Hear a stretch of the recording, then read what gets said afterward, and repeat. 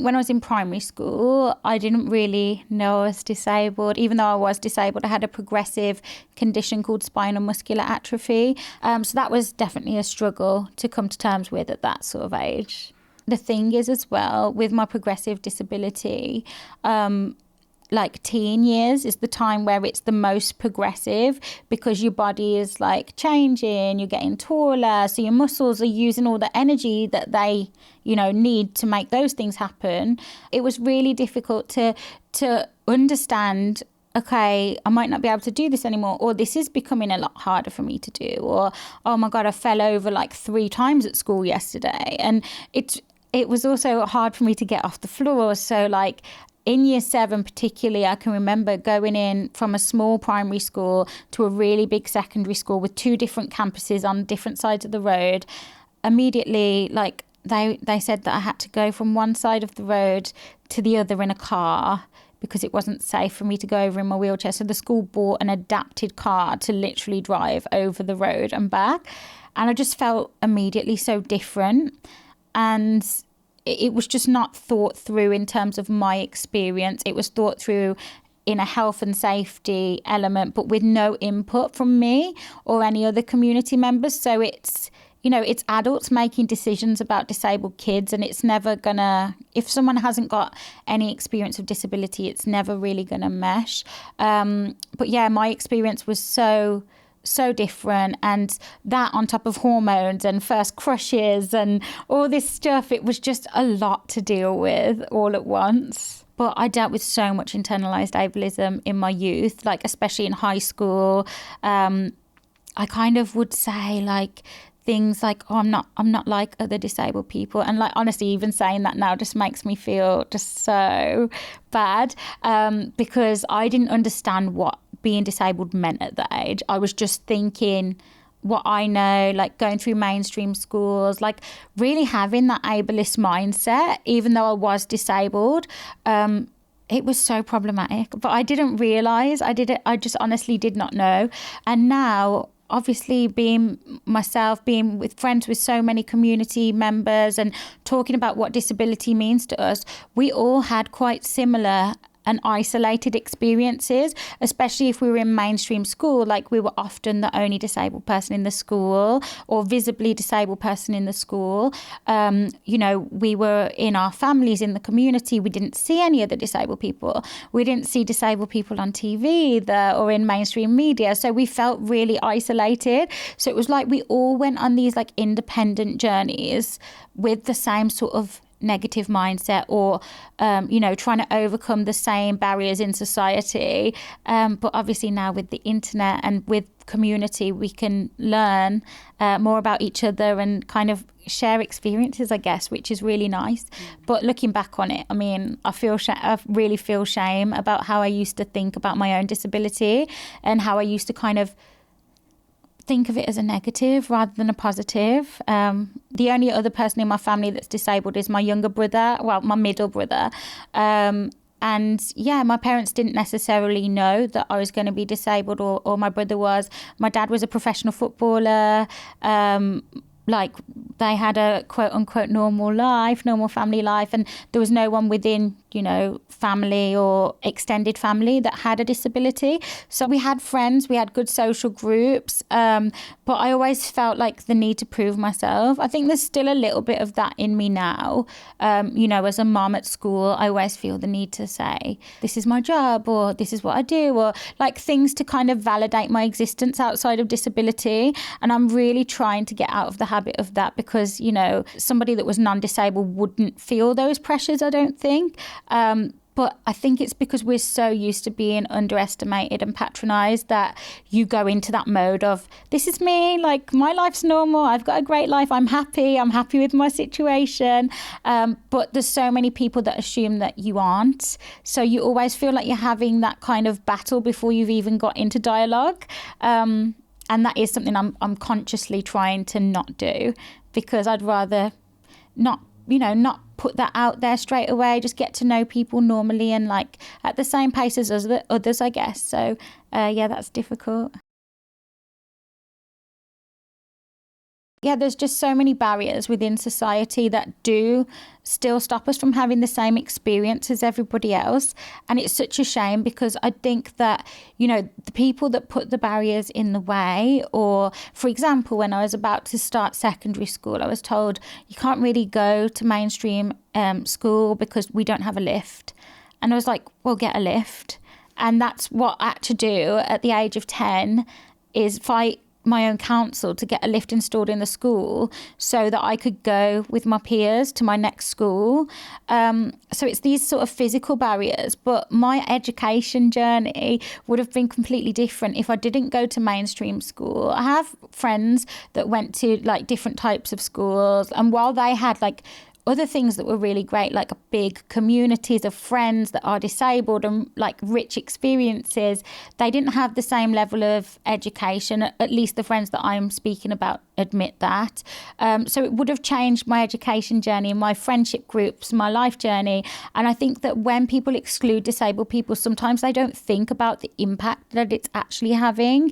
Because, for example, you're with a group of friends, you want to go to a concert and your friends want to go on the tube, but you can't get off at a certain tube station. So then you have to change everybody's journey, or you have to be separate from the group and do your own journey. And it's little things like that that can really affect experiences for people and how they also feel about those experiences. And I'm not saying it's all negative, because obviously I've learnt so much about myself from all of that, but it's definitely weird to look back and see how different I am now compared to how I was then. Even medical professionals and people that should have better awareness around disability. One of my friends actually posted online the other day that she went to the doctors. They asked her what her condition was, and she actually has the same condition as me. And they were like, oh, I'm sorry, that must be so hard. And I had the same interaction in A&E with a different doctor. She goes, tell me how hard that is for you. And I said, what do you mean? And she said, your condition, tell me what's difficult about it. And I was like, nothing really. I said, I love my life.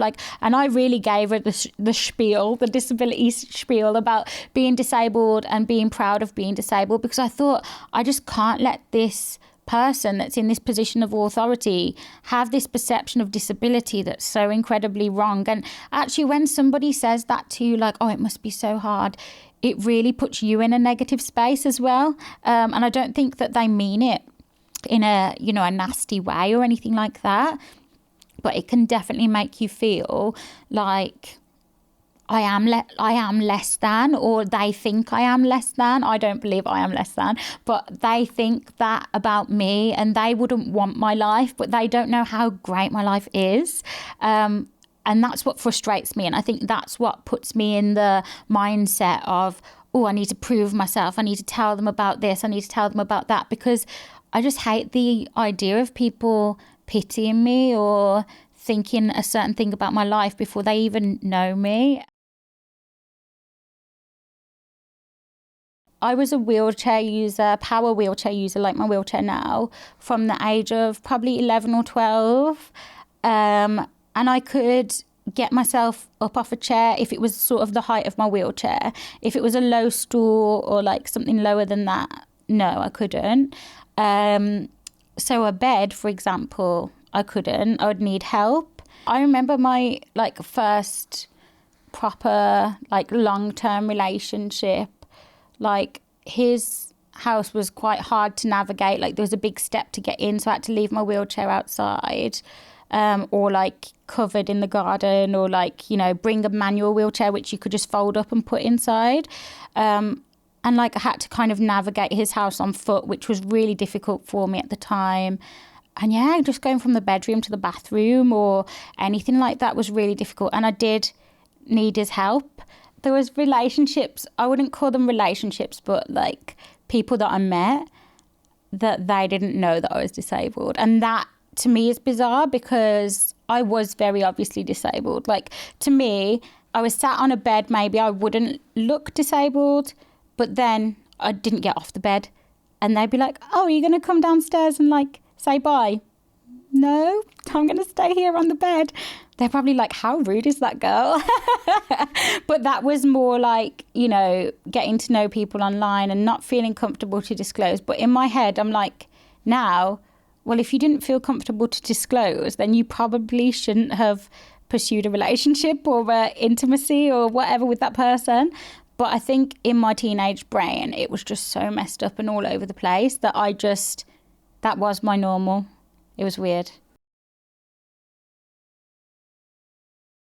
I've always had a healthy interest in relationships and sex, even from a young, like too young age. Like when I think back of it now, I think, oh my gosh, you know, when you look at kids of that age, you're like, I was thinking that and saying those things at that age. That is so weird.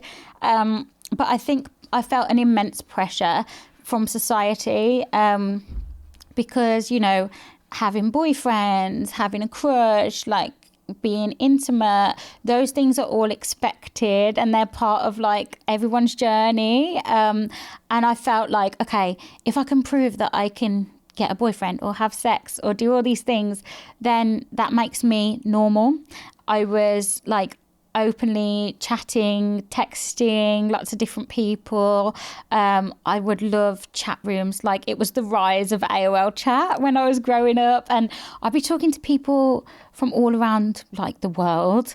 I don't think I realized until I looked back how problematic and difficult that probably was. And just to do all that because of internalized ableism, that is just wild when you think about it. I would like talk to people and use pictures of myself, but because I could transfer out of my wheelchair, I could walk short distances. Like there was a lot of pictures of me standing or sitting on the sofa or like, you know, just, you know, masking my disability essentially. I would use those kind of pictures and not mention it. Like I didn't really have any intention of meeting those people. It was just like a bit of fun, just talking and things. So I didn't really mention it. But then I did find people that I really did like, and then I wanted to meet that were more local. And then so I felt like I had to drop this big bombshell of, well, actually I'm a wheelchair user. And that was hard to navigate as well, because I think, you know, around those sort of ages, like mid to late teens, I was feeling more comfortable with my disability, especially I'd say college age, because I had a great group of friends, all boys. We all had a laugh, and I was really comfortable with who I was. So then feeling like my disability was kind of this bombshell or this like, oh God, this negative I've got to disclose. That was hard. That was really hard. I don't know. I thought a lot of myself back then. I probably too much, had a bit of a chip on my shoulder, you know. And I, got boyfriends, like as people do. And yeah, it was quite quote unquote normal to begin with. But I think the most unusual experience, I don't know whether that's the right word, is something that still sticks with me now, is that for my first real sexual experience, not all the way, but, you know, sexual experience still in younger years of high school, I was so happy, like, you know, I really liked the person. And then he got bullied because of our sexual experience, because he told his friends, or, you know, like people do, boasting about, you know, what they boast about. And I think he expected a good reaction because he was a good egg. He was a nice guy.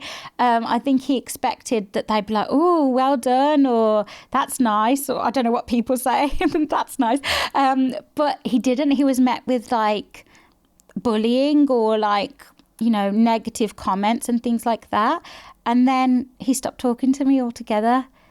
And it was horrible. Like, I mean, we weren't going to be married and be in love forever, but me knowing that it was because of this elephant in the room that was my disability, that was really hard.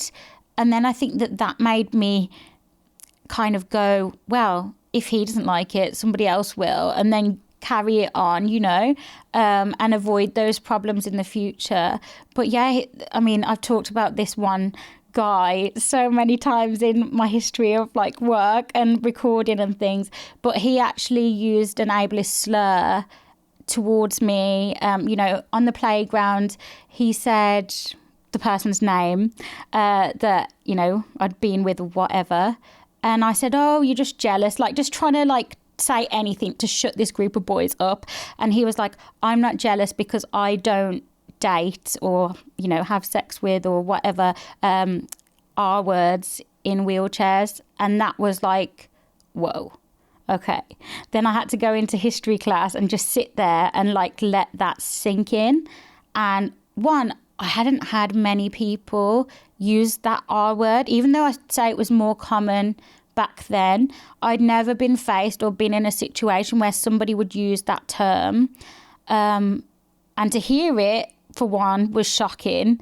But then to hear it about me in a negative connotation relating to how attractive I am as a person, or, you know, how someone might desire or want to be with me, I was like, wow, this is a thing. This is brutal. I think it did send me on that path of like, okay, well, I've got something to prove now. I am desirable, I am interesting, you know, I have great relationships, friendships, whatever. And so I just went on pursuit of that really, in whichever form, whether that was like friends at college, whether that was like people online, meeting new people, people out at clubs, whatever. I was just open to getting to know everyone, and also putting myself into situations where I was unsafe. And also, was I enjoying those situations? Who knows? Like, obviously, the more work I do now, obviously working in the sex industry as well, you learn a lot about consent. You learn a lot about how people feel about their bodies. And it kind of makes me retrospectively reflective on what I dealt with from a young age. And were those situations right or wrong? I don't know. It's difficult. So I became single after like a long-term partnership, like very long. And then I kind of thought, oh, that was very serious. I want to have some fun now and stuff. So I got on dating apps, and I've never been on dating apps before because when I kind of got into that long relationship, dating apps weren't really a thing. So I was enjoying it. Like I had my own profile. I had pictures of me in my wheelchair, which was really empowering because like I'd never done that before. But I just felt more happy. Like I was very confident, comfortable with myself. I was very happy that I had lots of matches and stuff. But every single one, like when we got to a certain stage, I think because of like how I felt previous about how I handled my disability when I was younger, I would say something like, you know, just check in that you saw my wheelchair in picture. Not from a negative standpoint, but just to be like, you do know that means I need X, Y, and Z.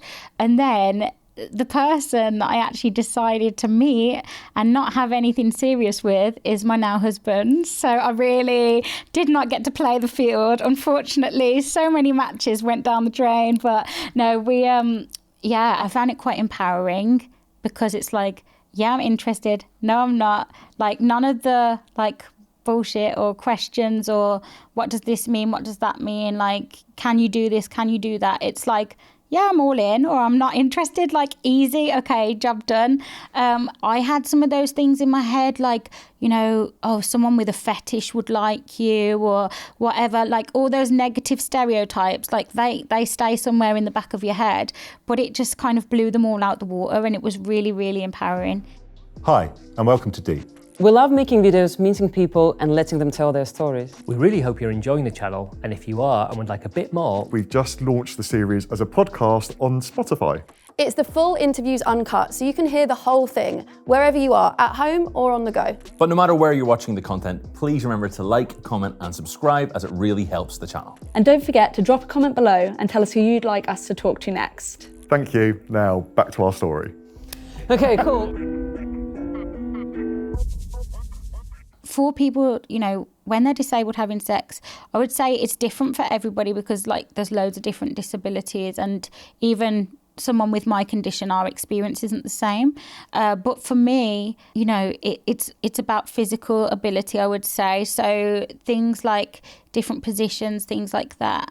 When I was younger, it was a lot easier because I had more ability.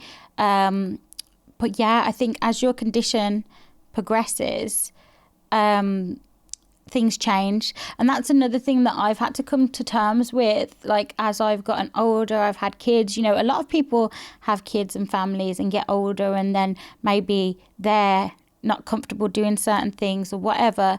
It's like that, but just a bit more difficult because you're losing abilities, and it can feel quite, like some people describe it as a bit of a grief situation. I've broken a lot of bones over like the last 2-3 years, and that's changed my body incredibly. Like my ankles, both major ankle bones and my neck of femur, so parts of my body that I use quite regularly, you know, in those situations, I can't really position them in certain ways anymore because of the pain and things like that. So a lot of people do experience pain, trouble positioning, and then like a lot of people have sort of fatigue related conditions that would obviously make them more tired. But for me, it's about having like an understanding partner and being able to communicate this, because sex with disabled people can be amazing. You just really need good communication. But I would say the same about everyone. Everyone should have better communication around sex.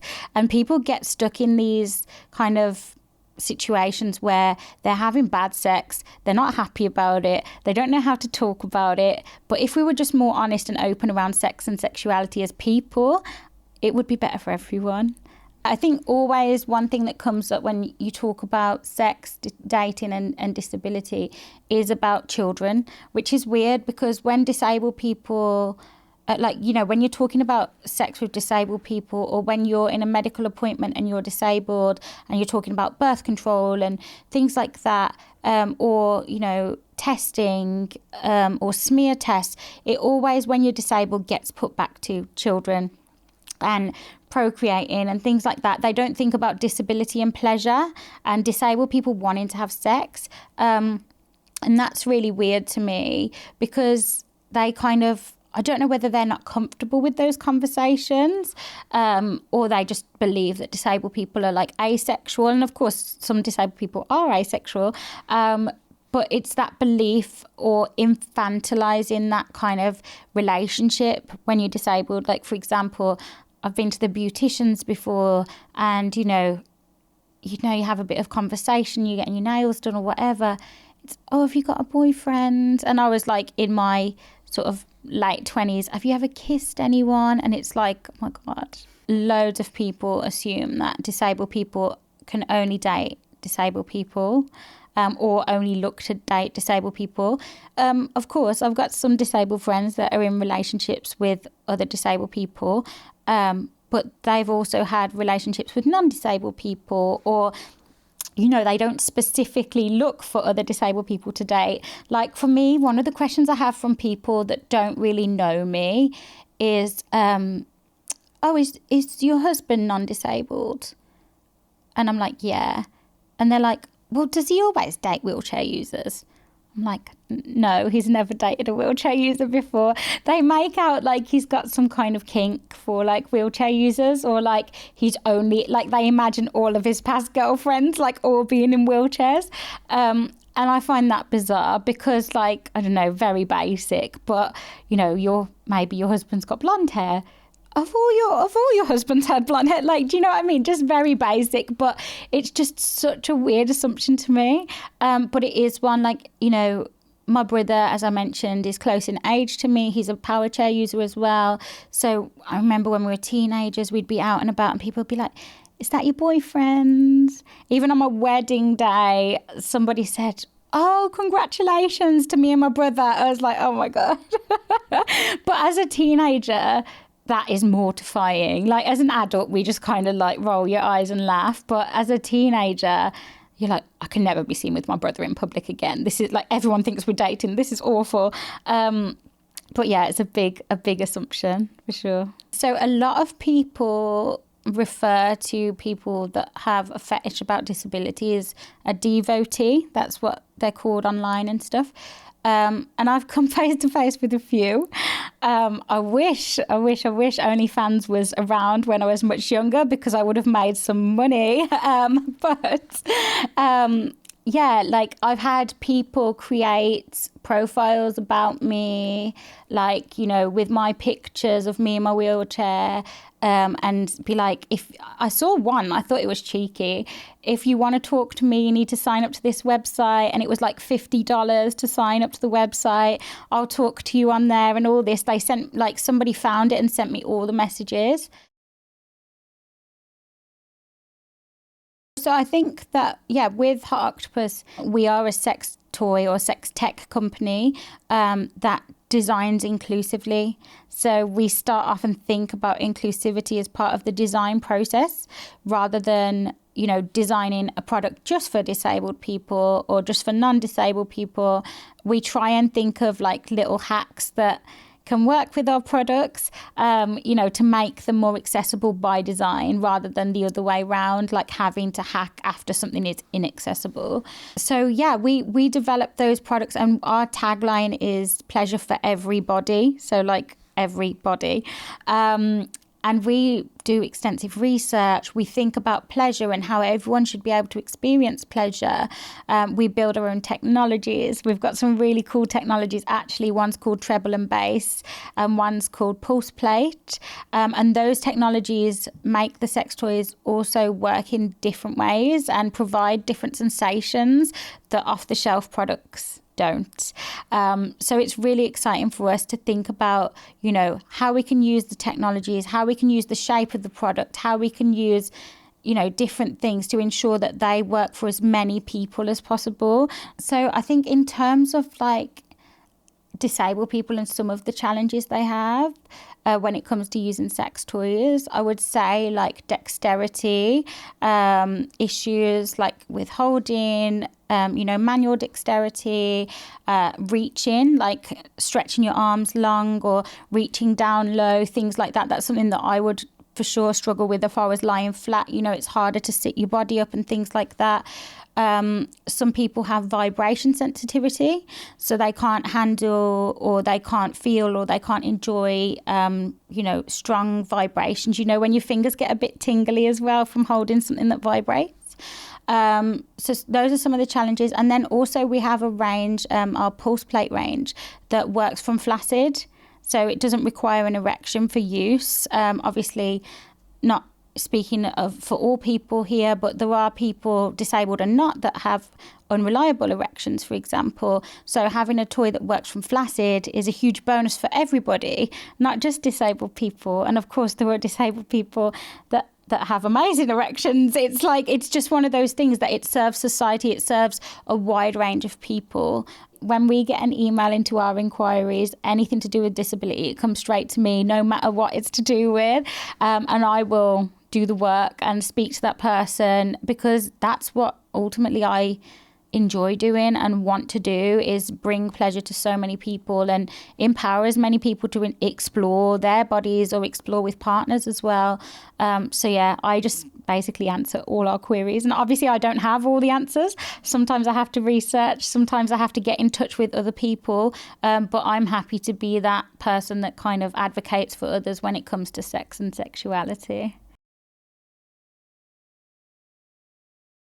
I think looking back it definitely makes me feel shame because of the way that I perceived disability and the way that I felt about my own disability. Like, to even say it out loud sometimes, like in the work that I do, it feels horrible, because it feels like, wow, that person was just so uneducated around disability, around the richness of life, around the richness of community.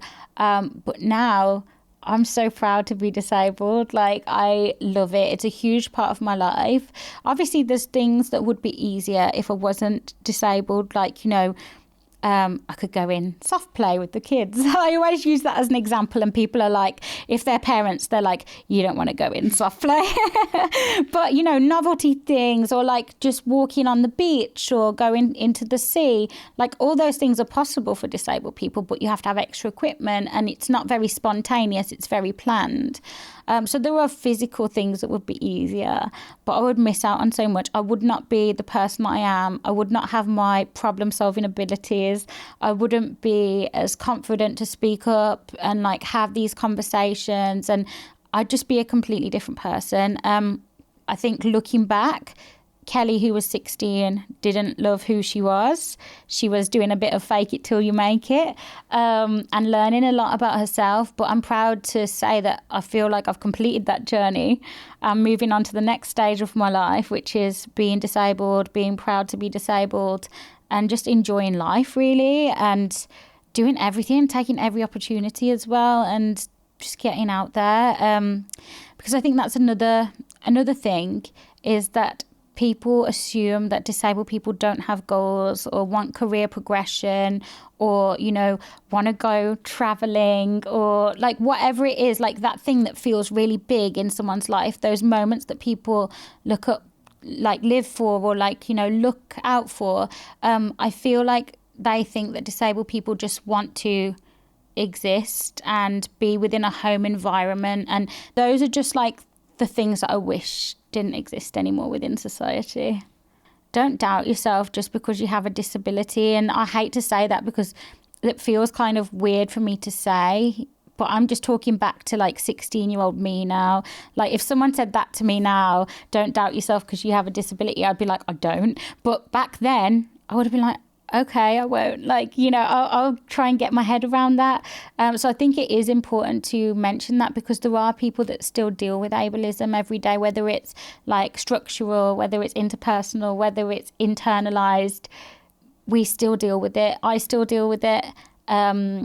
Everyone that is disabled will come across some kind of ableism in most of their daily lives because it's the way society is still set up. And until we make a change as a society, start embracing disabled people into those leadership roles and into those boardrooms, nothing's going to change. You know, we can think of a scheme here and there, a tick box, but actually we need real change now. Like I think we're done with conversations and things, and we really want people to start making like real moves to change how we all live and how we all embrace each other as well as people.